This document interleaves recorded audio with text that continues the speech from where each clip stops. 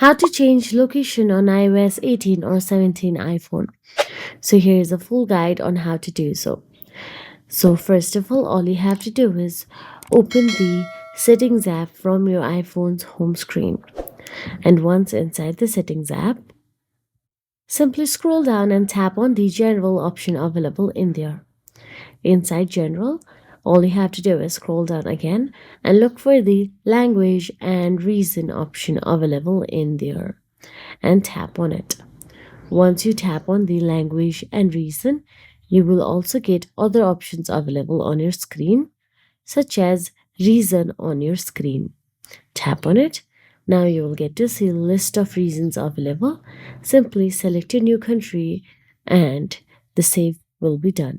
This affects the App Store, Apple services, and system formats, date, time, and currency. So if you found this video helpful, please like, share, and subscribe our channel. And thank you so much for watching.